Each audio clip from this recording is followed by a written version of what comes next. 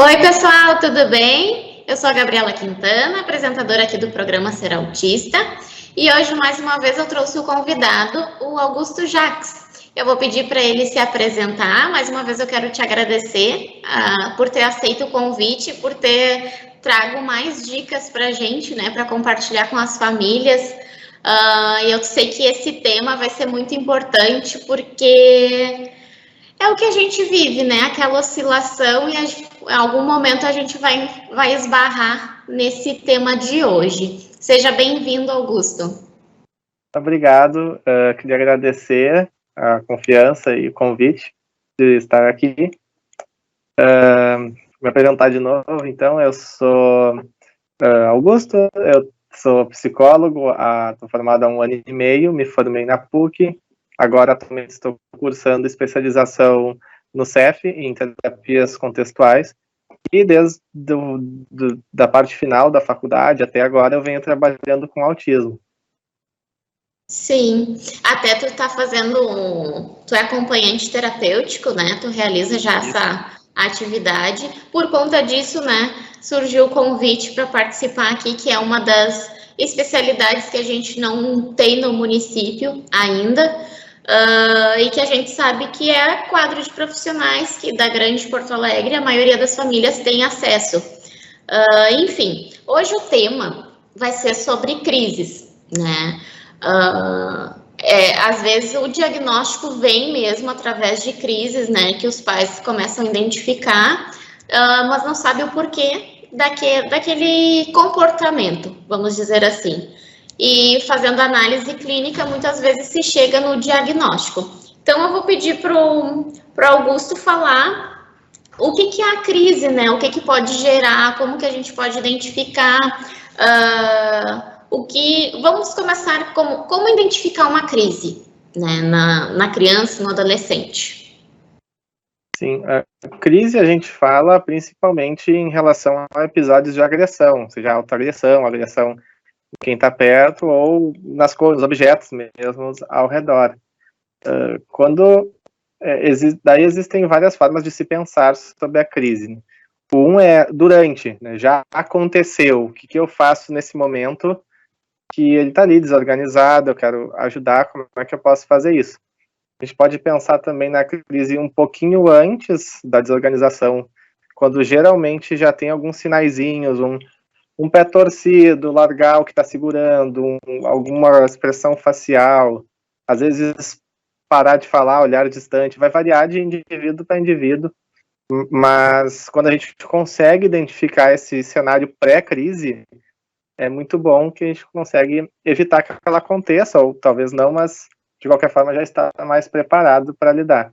E também a gente pode pensar na crise como contexto, né? Por exemplo, ele tem crise no aniversário, mas ele gostaria muito de comemorar o aniversário, tem crise no shopping, mas nem sempre, por que às vezes tem, às vezes não. E aí, a partir disso, a gente muitas vezes planeja diversas estratégias, vai depender muito desse terceira forma de se pensar, assim. Sim, então, na verdade, a criança entrou numa crise, digamos assim, né? O autista entrou em crise. O primeiro ponto, então, de partida é tentar identificar o que está levando a ele ter essa reação, digamos assim, porque muitas vezes eu vejo que a crise vem associada talvez na falta de comunicação, de falta de se expressar, né? Como ele não sabe identificar aquele sentimento, vem essa crise. E qual a dica que tu dá para os pais, assim, que tu acha primordial nesse momento, assim, de perceber talvez alguma expressão, digamos assim, para tentar evitar a autoagressão, porque a gente sabe que pode ser uma consequência, né? Sim. Primeiro, se já chegou na crise, se ele já está em risco ou está colocando alguém em risco, a gente vai priorizar a integridade física. Normalmente a gente vai segurar, alguma coisa assim, até que se acalme, né? Quando estiver segurando também, diminuir ao máximo possível os estímulos, TV ligada, luz, se puder caminhar para um lugar com menos barulho, se está na rua, digamos, numa rua movimentada, tentar achar um lugar com menos estímulo e aguardar. E aí o tempo, a tendência é que volte a si, e daí consiga fazer os manejos seguintes, né, após a crise. Mas, a partir disso, né, já protegeu do momento ali, da emergência, entender o que será que aconteceu, o que levou a isso. Tem toda a questão sensorial, né, de hipersensibilidades, alguns são mais com cheiros, outros com sons, outros com imagens.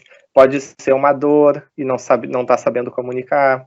Pode ser muitas coisas. Então, né, fica bem atento ao que estava acontecendo. Bem comum ser difícil, às vezes é muito difícil identificar todas as crises, o porquê de cada uma. Mas a gente vai conversando sobre, vai talvez até anotando, e aí com o tempo vai se percebendo, com o passar das observações, que a gente vai realmente entender o que é cada coisa.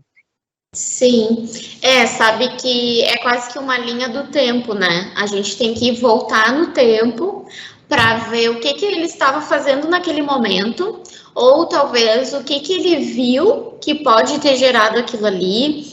E é muito difícil, às vezes, ainda mais se criança, se o adolescente ele vai em lugares diferentes, tipo naquela rotina do dia a dia. Se vai para a escola, se faz a terapia, porque daí a gente tem que voltar e buscar apoio também com os professores, com os terapeutas, para verificar se teve algo de diferente para ter causado ter desregulado, né? Porque isso faz um impacto gigantesco. Até nós havíamos comentado, né, por mensagem, que eu estava passando por uma fase muito complicada, que eu acho que foi uma das mais estressantes, em torno de umas 3 semanas, mais ou menos, a gente está nessa fase aí da crise e de saber identificar. E foram 3 semanas praticamente que a gente não soube identificar. Eu conversei com professor, fiz aquela linha do tempo, o que poderia ter acontecido, sabe? E nessa semana a gente recebeu uma pista, sabe? Aconteceu isso, eu já comecei a linkar com as atitudes, né? Com a ecolalia dele, que eu comecei a perceber a ecolalia, que falava algumas palavras diferentes do que a gente é acostumado de ver ele ter. E já fechou aquele quebra-cabeça, né? Daí, a partir daí, a gente começou já a buscar recursos de afirmação com ele, palavras de apoio para ele, dizer que tá tudo bem, que vai ficar tudo bem, para não dar bola. Enfim, essa é o que eu consigo fazer, sabe? E contar, obviamente, com o apoio daí de quem, da onde ele participa, né, no dia a dia, para tornar mais tranquilo essa rotina. Mas isso eu acredito que muitos pais acabam passando, né? E que não tem essa dica, não tem pensam que realmente é alguma coisa da criança, que vai continuar assim. E é estressante, mexe com o nosso psicológico, né? Porque a gente tem que estar estável para nós e para a criança. E é bem complicado, por isso que também a gente já começa a linkar também a estabilidade emocional dos pais, o apoio psicológico para eles, que eu acho que é fundamental, né? Tu, como terapeuta, também consegue observar isso, né? Talvez quando tu chega numa família, às vezes até o próprio estresse dos pais começa a refletir na criança, né? Eu acho que tu pode falar mais com mais propriedade também pelo a tua profissão, né? Psicólogo, talvez tu tenha já visto isso pessoalmente. Qual a dica também, já que a gente está nesse momento de crise, né? Porque realmente a gente começa a acompanhar ali no grupo muitos desabafos e a gente vê que os pais estão precisando, às vezes, de uma palavra de apoio. Então, às vezes, também eles não têm recursos para buscar, porque a gente fica dividido. Ou eu pago uma terapia para mim, ou eu faço uma terapia para o meu filho. O que é melhor, né? Então, se tivesse essa rede de apoio, o que tu indica para eles? Talvez um canal, algum recurso, sabe? Para eles se sentirem mais confiantes, talvez uma leitura. Sim. Muitas coisas faladas, né? Mas primeiro, assim, é sobre a questão de tá em crise, e algumas pessoas, alguns pais acham que acontece. Sim, acontece, né? Mas sempre tem um motivo. Eu diria assim, nunca desiste de descobrir o motivo. é uma coisa. Agora, também não se cobra de ter a obrigação de saber o porquê de cada coisa. Isso a gente nunca sabe tudo. Nunca vai. Quando tu entender, digamos, todos os mecanismos, ele já mudou como indivíduo, já está vivenciando coisas diferentes. Então, por um lado, sempre, né, disposição de quem sabe descobrir, por outro, nunca se exigir isso, né? Não é bom. Porque nós estamos todos humanos, a gente não tem essa capacidade, né? Essa onipotência, assim, que a gente gostaria de ter. Sobre autocuidado, é essencial, vai depender caso a caso, o que é mais necessário, por assim dizer, o mais essencial. Mas eu noto, assim, que existe uma tendência dos pais de certa forma, se negligenciarem. Não todos, é claro, mas é muito comum acontecer isso.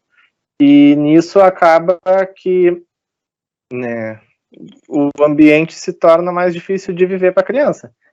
E mesmo acontece que os próprios cuidadores não têm maior rendimento de si que poderia. Então, muitas vezes, algum cuidado tem que ter. Sim. Alguma saída, algum alto investimento, isso é essencial. Eu não saberia dizer assim qual o alto investimento ideal. Assim. Acho que depende de cada pessoa. Sim, daí a pessoa vai ter que identificar, olha, eu gosto de ter um momento meu, qual é esse meu momento, né? E proporcionar isso, talvez conversar com seu parceiro, de verificar formas de adequar talvez uma rotina também, porque a gente vê o índice também elevado de separações, né? Nesses casos, assim, quando se tem um filho especial, por conta da rotina, né? Lógico, são N motivos, mas um deles sempre é a falta da rotina do casal, se proporcionar a sair sem os filhos, né? Que precisa, talvez, um apoio psicológico de um profissional, talvez, às vezes até espiritual, eu posso dizer, porque religioso, digamos assim, que faz bem a gente também, porque às vezes a gente se sente um pouco abandonado, sem fé, né, descrente das coisas, e começa a se questionar, mas isso a gente também tem que cuidar do nosso corpo e da nossa mente. Eu acho que a mente é o principal fator, porque se a mente não estiver em equilíbrio, o teu corpo não vai estar, consequentemente vai respingar no teu relacionamento familiar, né, no modo geral, e o principal que vai ser a criança, né, que às vezes a gente não vai, como tu disse, a gente acaba se cobrando de não dar o total que a gente gostaria de dar, parece que está sempre faltando alguma coisa, a gente sente que poderia até proporcionar, como a gente, terapias em casa. Tu sabe, né, que a terapia hoje, ela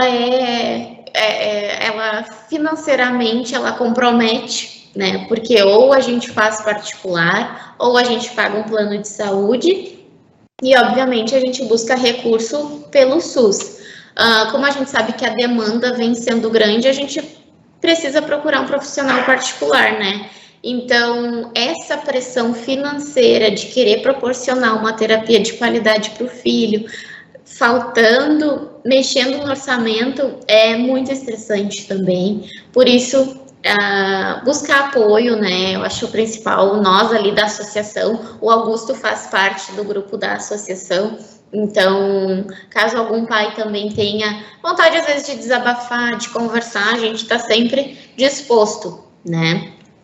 Então, a que ponto tu começa a ver que tu percebe, olha, a partir de tal idade eu já comecei a perceber que os níveis de crise podem aumentar, ou pode ser uma birra, né? Porque às vezes a gente olha, os comportamentos são muito semelhantes, que muitas vezes a crise ela vem de um não ou de uma negação, né? Como que a gente pode ter esse discernimento de identificar, não, isso aqui é uma birra porque ele quer aquele objeto, por exemplo, ou não, isso aqui é uma crise, ou que está iniciando, né, o processo para se tornar numa crise?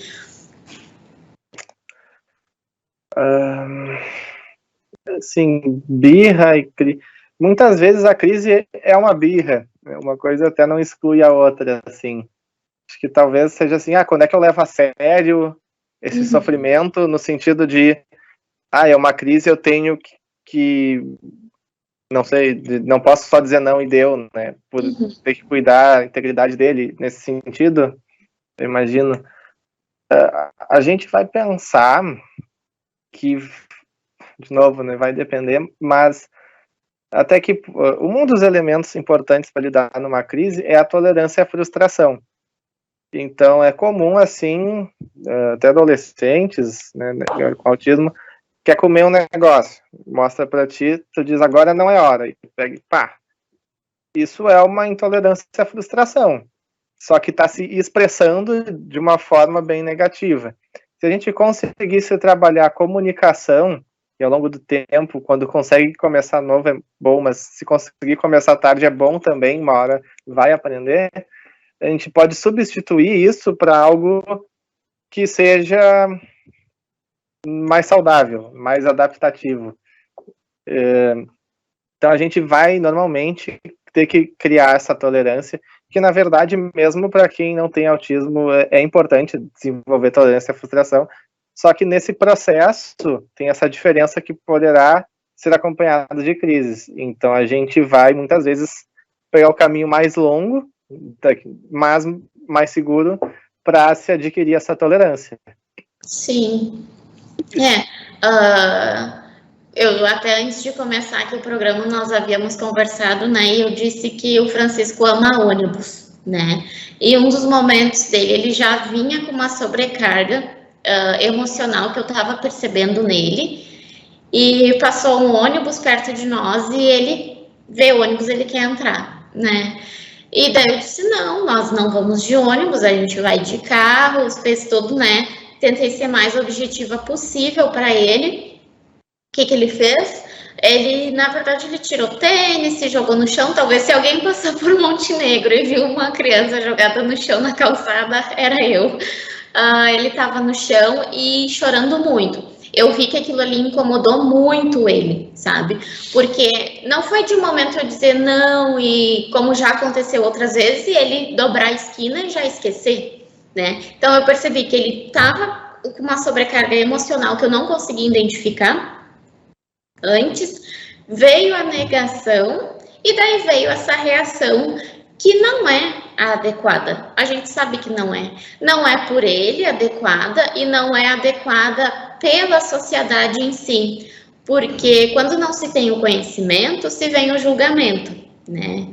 E daí vem toda a sobrecarga na mãe, porque a gente tem essa consciência, né? Do que a gente compreende o nosso filho, mas também compreende a sociedade de que vai ter o julgamento, e às vezes a gente não está preparado para aquilo ali, sabe? Então, por isso a gente já volta a linkar lá a família, né? Naquela preparação que igual vai nos desestabilizar. Então, saber, eu sempre fiz umas leituras e eu sempre vi que era evitar o não, né? Falar um não de uma forma diferente, que é muito difícil, confesso. Não sei se tu consegue talvez trazer dicas de como dizer um não, ao invés da palavra não. Porque é muito difícil a gente usar uma negação, né, sem usar o não. Porque para tudo é não ou sim. Tem alguma dica para nos dar, mudar talvez a forma de falar, né, sobre a comunicação também, se tiver alguma comunicação alternativa, do que fazer nesse momento, né, algumas dicas? Sim, assim, às vezes a palavra, qualquer palavra que seja, está associada a uma carga emocional. Assim, o não, primeiro vamos pegar essa experiência, assim, o que foi difícil para ele? Ou ele estava já num momento que estava perto do seu limite, devido ao seu contexto atual, ou o não para o ônibus é algo muito mais frustrante do que o não comum, por assim dizer. Por isso ele teve uma reação mais forte do que o normal. Ou as duas coisas, um pouco de cada. Então, é uma coisa difícil para ele. O importante, assim, não importa, a sociedade acha que tem que isso ou aquilo. No mundo dele, aquilo é um grande desafio, isso tem que estar bem claro. E a sociedade vai ter quem entende e quem não entende, infelizmente, e a gente ainda está numa fase de ter que aumentar, né, a educação social. Não é ainda um assunto que a gente aprende nas escolas, que é bem falado assim no jornal, na TV, como poderia ser para ser mais naturalizado. Mas no mundo dele é um grande desafio. Então, tem que ficar claro. E aí, assim, a palavra não poderia ser outra palavra, deve, a essas alturas, estar associada a experiências muito difíceis. Então, às vezes, é que nem, num exemplo, toda vez que acontece algo, toda vez que o chefe no trabalho diz tem reunião hoje e não fala mais nada, alguém vai ser demitido. Isso aconteceu umas 5 vezes seguidas. Na sexta, quando ele falar que tem reunião hoje, todo mundo vai ficar nervoso, né? Porque ficou associado. Agora, se daí na sexta ele falar assim, vamos conversar um pouquinho mais tarde, aí o pessoal talvez, tá. Não tem essa associação. Da mesma forma, talvez o não está muito associado. O que a gente pode substituir a palavra por um depois? Às vezes funciona, muitas vezes não, mas às vezes sim, né? Fazer um sinal assim de quem sabe mais tarde, dizer, olha aquilo ali, é legal, né, o ônibus, mas daí tu puxar a atenção dele para outra coisa. Não exatamente descartar aquilo, mas qualquer coisa que chame a atenção. Tem algumas crianças que funcionam bem com o depois, assim. Às vezes o depois é daqui 10 segundos ele pede de novo, daí tu vai entendendo. Mas algumas pessoas funcionam bem, assim. Outras a gente tem que pensar mais em tirar a atenção. Daí vai puxando, Aí uma hora a gente espera que consiga. Sim, mas assim, até para ter aquela memorização de rotina, né? Que a gente sabe que precisa várias vezes, repetidas vezes, não acontecer igual, mas em certos momentos falar a mesma palavra para ele associar e repetir, e gravar aquilo, né? É bem interessante. Essas dicas, bom, eu vou utilizar, já digo, vai ser utilizado lá em casa. Mas a gente fala também na questão do autismo, mas a gente sabe também que isso é no geral, né? Hoje em dia, as crianças, no geral, elas querem as coisas para ontem, porque elas têm acesso à informação muito mais rápido do que na nossa época, né? Hoje a criança ela tem acesso a um computador facilmente, a um celular, aos desenhos, e eu já percebi que muitos desenhos, né, eles induzem a criança a ter certas atitudes, propagandas, a criança pedir certos brinquedos, isso eu já vi, peça para sua mãe, peça para o seu pai, eu já vi esses comerciais, sabe? Então, às vezes a gente vê, a fulaninho tá com essa atitude, mas não tem nenhum transtorno. Mas é por esse motivo, né? Eles são induzidos. Tem alguns desenhos que o Francisco é proibido de assistir. Eu acho que isso os pais também deveriam. Eu acho que fica uma dica também, né? Vou adicionar aqui. A ver o que os seus filhos estão vendo, né? Porque muitas crianças com transtorno do espectro autista, eles têm interesse mais tecnológico, né? O Francisco é fissurado em carros. Tudo que tem transporte, ele gosta, avião, trem. Então, ele procura sobre esses assuntos. Talvez outras crianças de bonecos, de construções, enfim. Ver o que o filho está assistindo é saudável, é da idade. Dá uma cortada também, né? Digamos assim, para ele... Para a gente ter, porque talvez tu sabe sobre a poda neuronal, né? A importância que é, não sei se tu tem propriedade para falar, se quiser falar um pouquinho sobre isso, mais ou menos, porque eu li bastante sobre isso, assim, sabe? Até foi tema com a Neuro Sara aqui no programa, que é até os 7 anos, é onde a criança vai ter mais troca de informação, né? Então, se a gente pensar numa criança de 4 anos, independente de se tiver algum transtorno ou não, ligada num celular, a gente sabe que futuramente vai prejudicar a interação social, vai perder, né? Ainda mais quando se fala dos nossos filhos, né? Que tem o diagnóstico, a gente acaba perdendo a criança, né? E como vai reconquistar, né? Não sei se tu quiser complementar também sobre isso, sobre o tema. Tem uma questão ética envolvida na publicidade que dá muita discussão, realmente. Mais para lá, mais para cá. O que eu noto que é importante? Daqui a pouco, assim, não é que a propaganda é sempre ruim, mas é importante que os pais observem se para o seu filho essa propaganda não está sendo negativa. Daqui a pouco ele até não pede, mas olha e se frustra, porque, tu vê, todo mundo tem e eu não. Tipo, não é que todo mundo tenha, mas sinta isso de alguma forma. E tudo bem sentir isso, mas aí tem que ver como é que ele está lidando com isso. Então, é importante uma atenção, assim, pelo menos individualizada de cada um, para ver até que ponto, né, até qual que é o limite adequado de cada um, para evitar esse tipo de dificuldade, às vezes, de comportamentos disfuncionais, né? Sim. Que isso pode somar futuramente, né? É a longo prazo. Hoje não faz mal, mas amanhã depois pode ter ainda que pode refletir, né? Nele futuramente, enfim. Augusto, nosso programa está chegando ao fim, né? É muito rápido. Eu vou ter que aumentar aqui o meu horário.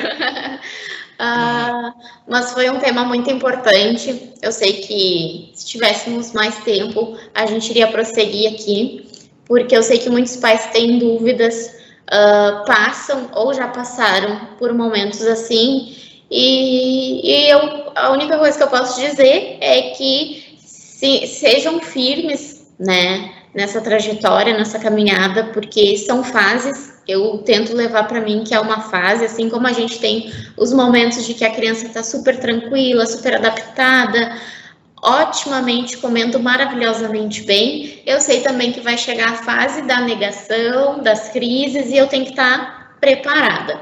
Então, eu quero te agradecer mais uma vez por participar, por nos proporcionar esse momento de conhecimento, né? Não só para nós pais, mas também para a sociedade, que precisa desse conhecimento, né? Então, muito obrigada. E se tu quiser deixar um recadinho. Agradeço muito a oportunidade de estar aqui. E me conta depois como é que foi a utilização das dicas, e também para os pais que quiserem depois me perguntar alguma coisa, ou falar que fez e dar um feedback, que achou. Fico disponível. Meu contato está no grupo. E é isso. Muito obrigado. Eu que agradeço. Muito obrigada. Então, pessoal, até o próximo programa. Fiquem bem e estamos ali nas redes sociais, certinho? Tchauzinho. Tchau, tchau.